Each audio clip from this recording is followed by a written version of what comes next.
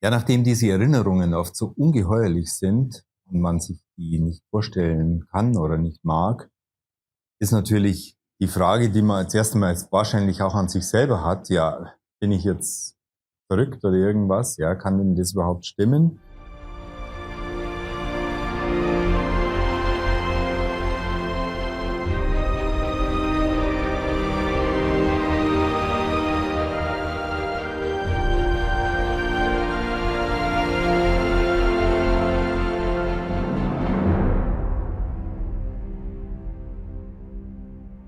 Ja, das ist eine Frage, die man sich tatsächlich stellt als betroffene Person. Und ich habe wirklich bisher noch nie mit einer betroffenen Person geredet, die sich diese Frage nicht gestellt hat.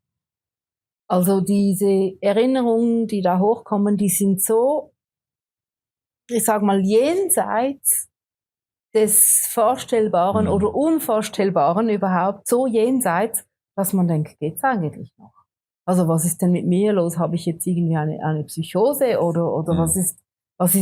warum kommt das eigentlich so? Und vor allem manchmal auch mit so einer großen Wucht so einem entgegen. Und das ist schon ein großer Schritt, den man überwinden muss. Und sich da selber zu trauen und sich da selber zu glauben, das ist auch ganz, ganz schwierig. Und ja, also jetzt ich für meine Seite, also wie ich es gemacht habe, ich habe mich dann halt lanciert und habe gedacht, okay, also wenn sollte das stimmen, diese Erinnerungen, dann brauche ich auch für mich brauche ich ja gewisse Beweise. Mhm. Wie hast du das gemacht oder wie bist du da dann ganz konkret irgendwie vorgegangen oder was ist da alles passiert dann?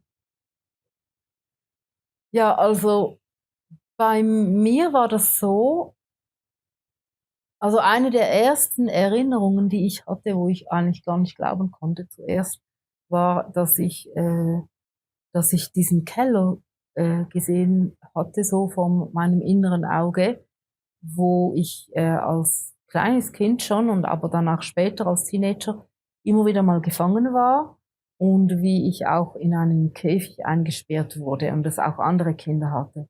Und als ich das Bild hatte, wie ich da in einem Käfig war, habe ich gedacht, nee, also, also geht's noch, ja?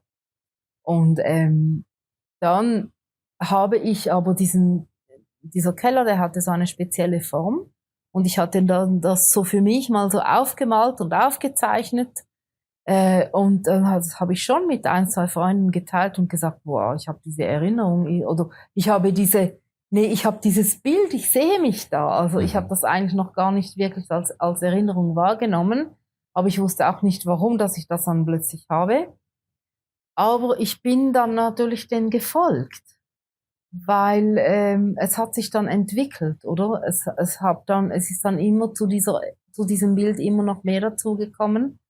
Und bis ich dann schlussendlich ja, ja, mich auch erinnern konnte, wo dieser Keller war.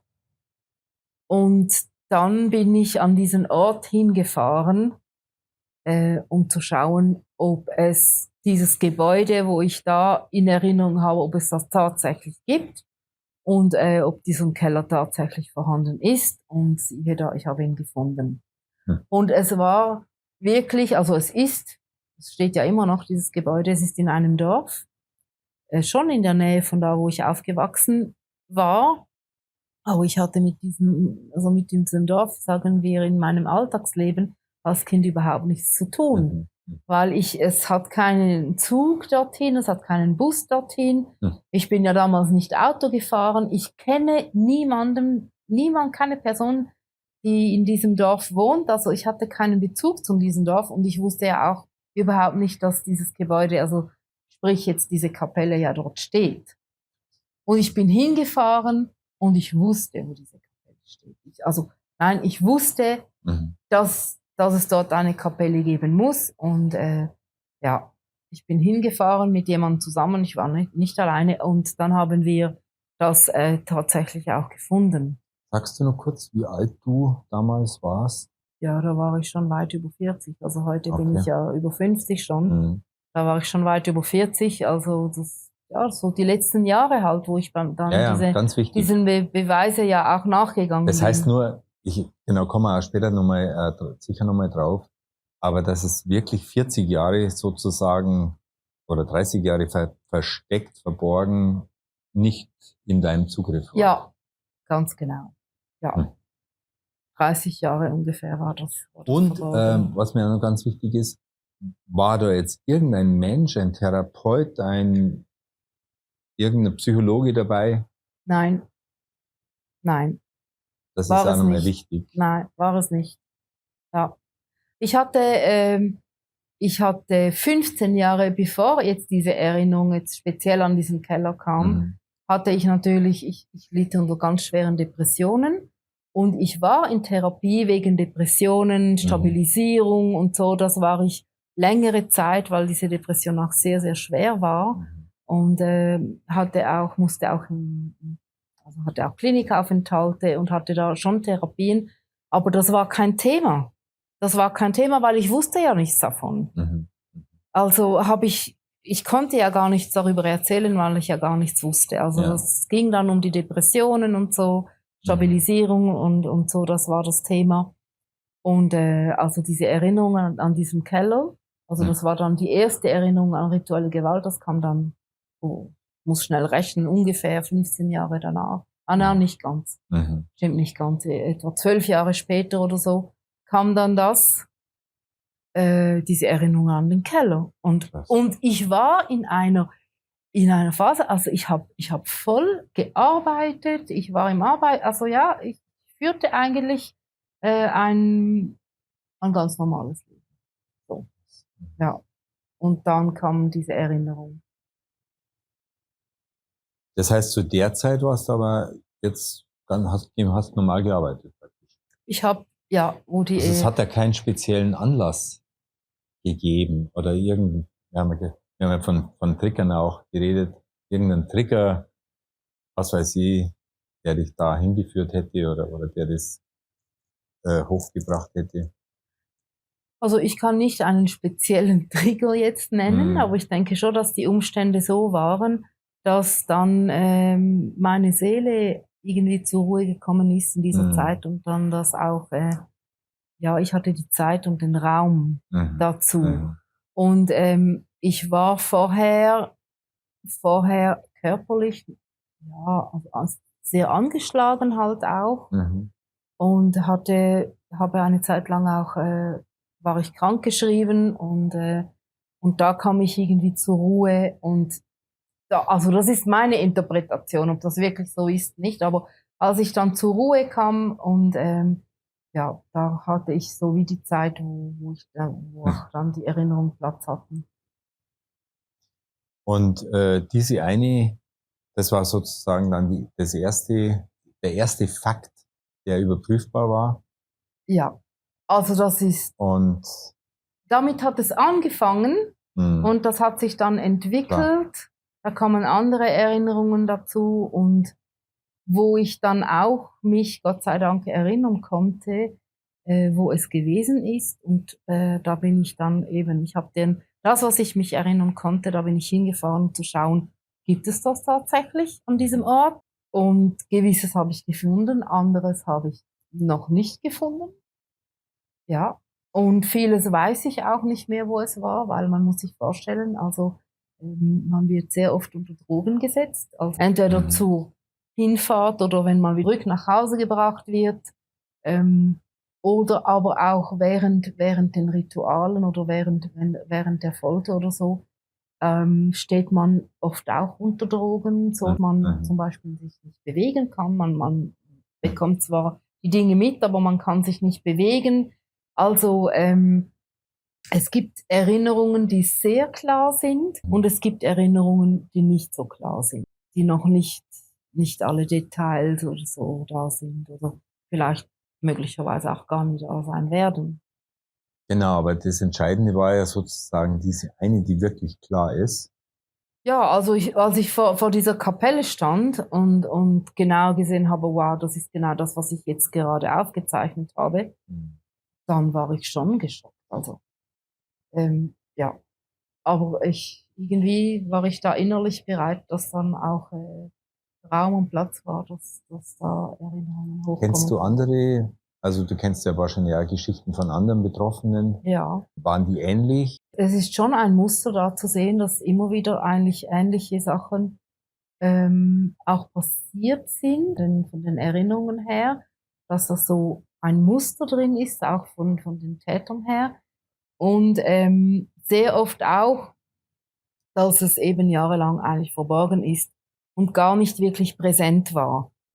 Also ich habe das oft gehört, also was man jetzt da so sieht von Betroffenen und da in der Literatur liest, dass jetzt vieles in den Jahren 30, 40 äh, in dem Alter sozusagen erst dann hochkommt oder wachgerufen wird. Es ist tatsächlich bekannt, dass so um die 30 herum, dass, also wenn was aufbricht, dass wenn Mhm. man ungefähr 30 Jahre alt ist, dass so die ersten Sachen so aufbrechen können. Mhm. Ähm, ja, das war bei mir tatsächlich auch so, Mhm. dass ich so erste Erinnerungen hatte, aber dann ging es nochmals 15 Jahre, bis dann Du weitere hast ja, Erinnerungen du hast, kamen. ich habe das irgendwo gelesen oder irgendwo gehört, dass du schon gemalt hast eigentlich, wo du in der Psychiatrie warst, aber das niemand beachtet hatte. Ja, genau. Ich habe diese Szenen aufgemalt, weil ich konnte nicht sprechen. Also, es hat damit zu tun, dass das ja auch eben so, dass man ja nicht darüber sprechen darf und schweigen muss. Mhm. Und damals habe ich eigentlich damit angefangen, indem dass ich diese Szenen aufgemalt hatte. Mhm. Aber gesprochen darüber habe ich erst ungefähr 15 Jahre später und auch diese Beweise gefunden und mir das auch bewusst wurde, wow, Mhm. dass das also geschockt war. Mhm. Das habe ich ja erlebt und ich kann sogar für mich Beweise finden. Ich kann sogar diese Orte finden. Und ich wusste gar nichts davon, dass es diese Orte gibt. Du sprichst ja über Menschen. Gibt es da Punkte, warum man sich sicher sein kann, dass man jetzt einen bestimmten Menschen oder ja, vielleicht sogar eine bekannte Persönlichkeit da gesehen hat? Ja, also es ist so, dass Erinnerungen ja sehr oft hochkommen und man nennt das dann Flashback. Mhm. Es ist einfach plötzlich irgendwie, man weiß ich was, ich sitze hier gegenüber dir und plötzlich habe ich ein Bild vor mir. Und dieses Bild, dieser Flashback, das kommt ja vom Traumagedächtnis hoch, in das normale Gedächtnis.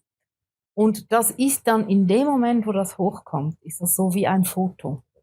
Das ist eingefroren. Die Szene ist da eingefroren. Und dann bin ich in der Lage, mir dieses Foto anzuschauen und sehe eigentlich jedes Detail. Was einfach ist, es ist dann oft so, dass, also ich habe das so erlebt, dass ich dann manchmal nur so kleine Teile gesehen habe. Also es ist ein gesamtes Foto, aber vielleicht ist dann der eine Flashback vielleicht nur ein kleiner Teil. Das kann ich mir dann ganz genau anschauen und oft verstehe ich das am Anfang gar nicht, weil ja das Gesamte fehlt und dann kommen aber mit der Zeit andere Teile dazu.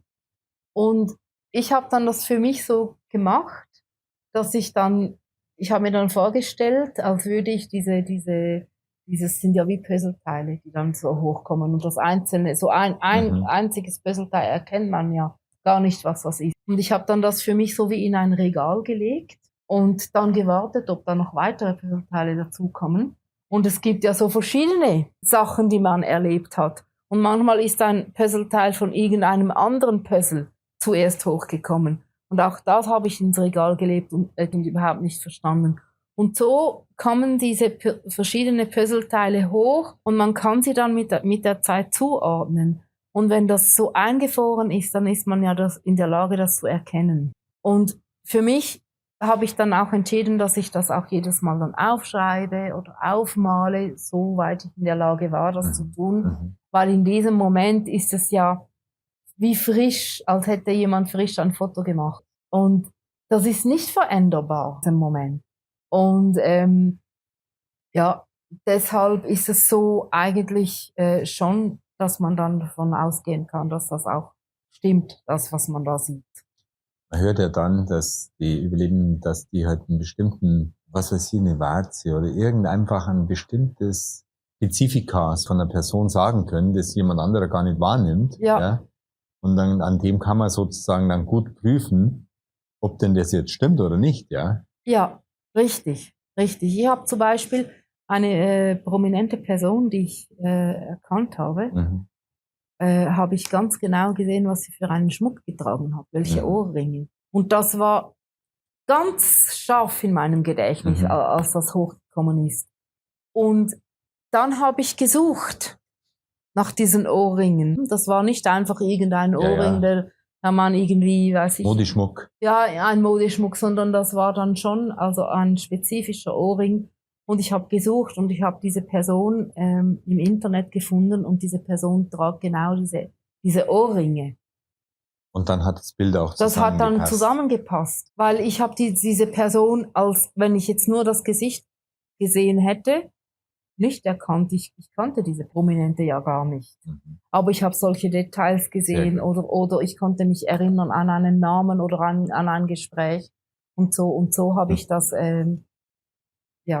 einige dann erkannt. Ja, das sind gut nachvollziehbar, diese Beispiele. Und vor allen Dingen stimmen sie halt einfach. Ja. Und was natürlich dann noch dazu kommt, wenn man dann auch von anderen Opfern dasselbe hört, dass dieselbe Person dabei war. Ganz genau. Dann wird die Sache natürlich wirklich kritisch.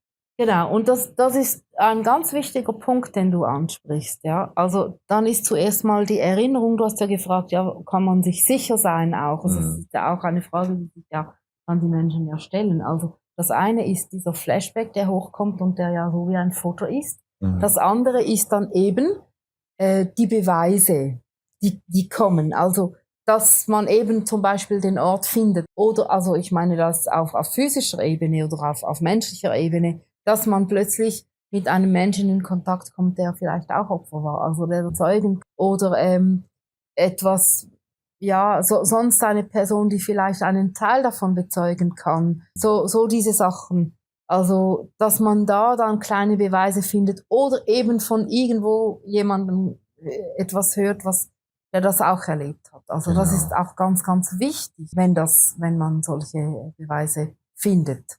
Weil man muss ja lernen, auch sich selber zu vertrauen, weil dieses Urvertrauen, das wurde kaputt gemacht. Das ist eine Strategie der Täter. Und es geht eigentlich gar nicht erst einmal nicht zu sehr der Welt, das irgendwie zu beweisen, sondern man muss ja vor sich selber wieder glaubwürdig werden. Genau. Das ist mir klar. Also ich kann, indem, dass ich diesen Ort gefunden habe, wo mir das passiert ist, kann ich das der Welt nicht beweisen, dass ich tatsächlich dort war. Aber du selber. Aber mir selber. Und da kann jeder kommen und mir sagen, das stimmt nicht, was du erlebt hast. Also ich weiß das, weil ich habe es ja gefunden. Also. Ja, dann haben wir hier noch eine Frage, wie kommen die Erinnerungen hoch? Also wie beginnt es, haben wir jetzt ja schon einiges auch angesprochen, wie es bei dir da konkret begonnen hat und dann Schritt für Schritt eben sich vervollständigt hat und weitergegangen ist. Ja, also die Erinnerungen, eben das ist das eine, was ich jetzt beschrieben habe, dass das in Form von einem Flashback hochkommt als Bild, aber es kann eben auch eine Körpererinnerung hochkommen. Es hat keinen Grund, dass die rechte Hand einem wehtut und dass es aber einen Schmerz ist, den man wieder spürt, den man einmal gehabt hat. Und dass der Körper, als würde der Körper sagen, hey, hallo, damals, also hat dir oder mir meine Hand wehgetan und dass man dann eigentlich über den Schmerz auch zu dieser Erinnerung kommt, was denn damals war. Das kann auch eine Form sein. Oder es kann auch eine Form sein, dann, dass man anfängt zu träumen. Und auch das habe ich auch erlebt, dass ich etwas geträumt habe oder einen Teil davon geträumt habe, was ich erlebt habe. Und dann für mich, Gott sei Dank, eben auch dann diesen Ort gefunden habe, wo ich Traum gesehen habe. Ich glaube aber nicht, dass jeder Traum, den man hat, eigentlich etwas ist, was man erlebt hat. Das kann ja auch eine Form sein von, dass man etwas verarbeitet. Aber ich will damit sagen, dass Erinnerungen auch über Träume hochkommen kommen. Genau. Das sind so verschiedene Arten. Zugänge. Also im Grunde genommen liegt es fest auf der Platte, also im Traumagedächtnis oder im Gedächtnis, und es ist da. Ja. Die Frage ist nur, wie und wann und wie zuverlässig kann man da drauf zugreifen. Ja. Aber es ist scheinbar nicht auslöschbar oder irgendwie. Versuchen Sie ja im Grunde genommen. Nein, es ist auch schwierig zu erklären. Also ich erkläre das gerne so. Ja, für mich finde ich so eine gute Erklärung. Also man weiß es, weil es da ist. Also es ist gespeichert, wie du gesagt hast, aber es ist einem lange Zeit nicht bewusst. So. Man hat nicht so wirklich einen Zugriff drauf. Ja, also man kann sagen, ja, jetzt denke ich mal darüber nach und dann. Genau, weil diese Barriere der Amnesie eigentlich diese traumatische Erinnerung sind. Und das wird ja extra auch angelegt. Genau, wahrscheinlich eben ganz bewusst. Ja. Weil die halt hinter dieser Barriere dann, da traut sich keiner hin. Wie der Pavlovsche Hund. Wenn der halt einen Schmerz findet, dass der dann einfach nicht mehr weitergeht. Ja, und es gibt wirklich auch extra Strategien von den Tätern, die dazu führen, dass man diese Erinnerungen löschen kann. Also löschen? In Anführungszeichen. Ich glaube tatsächlich, dass es Erinnerungen gibt, die total gelöscht sind. Also wo man irgendwie oder so weit weg gar keinen Zugang dazu haben wird, vielleicht das Leben lang nicht. Aber sie haben Techniken, wo sie das wirklich machen, dass sie extra machen, dass wenn ein Ritual oder sowas passiert, danach nochmals ein Ritual durchgeführt wird, also nochmals etwas gemacht wird, dass dann diese Erinnerungen nicht mehr da sind. Und man verlässt den Raum und weiß nichts mehr. Fertig. Man geht raus, die Tür zu, zack, weg. Ja, ich habe hier noch stehen, was hat dir geholfen, diesen Prozess durchzustehen? Ja, also die Frage ist immer, ja, hat man das überhaupt irgendwann mal überstanden oder nicht? Also wie ging es mir? Für mich ist es ja immer noch, immer noch ein Prozess. Und auch wenn ich mit anderen Betroffenen rede, es ist irgendwie ein Prozess über Jahre hinweg. Aber es ist natürlich so, dass ich auch mittlerweile viel besser damit umgehen kann, weil ich für mich auch Strategien gefunden habe, um damit besser umzugehen und dass ich da nicht irgendwie destabilisiert bin, wenn wieder eine Erinnerung hochkommt oder so, weil ich eben die Erfahrung gemacht habe, dass es mir ja schlussendlich hilft. Also die Wahrheit macht frei. Die Wahrheit ist zwar extrem schockierend und es tut weh, also es tut enorm weh, auch wenn man sieht, wie man so viele Schmerzen gehabt hat und auch immer noch hat. Und vor allem auch, weil man Thema halt oder mit diesen Erinnerungen sehr oft, ich sage nicht alleine ist, aber man fühlt sich sehr, sehr oft einsam, weil man kann was mit sehr wenigen Menschen teilen, weil auch sehr viele Menschen überfordert sind, wenn man darüber redet oder wenn man jetzt eine Erinnerung mit jemandem teilen will und da ins Detail geht, das können sich sehr, sehr viele Menschen nicht anhören. Deshalb ist einfach dieses Gefühl oder dieses Einsamsein schon sehr, sehr präsent. Aber destotrotz glaube ich eben oder weiß es eben, dass einem immer mehr Stabilität auch verleiht, je mehr man eigentlich da aufarbeiten kann, weil alles, was im Dunkeln ist, sollte ans Licht kommen. Und in diesem Moment, wo es ans Licht kommt, ist es da, damit man mit dieser Erinnerung auch arbeiten kann und sie verarbeiten kann. Und wenn sie noch im Dunkeln ist, gibt es ja diese Möglichkeit gar nicht zu verarbeiten. Dann hat es einfach seine Wirkung und seinen Impact auf einen. Aber ich was machen, ich kann arbeiten damit, ich kann es ändern, ich kann es auflösen, dieses Trauma. Lieber eine schmerzhafte Wahrheit als eine schöne Lüge. Ja.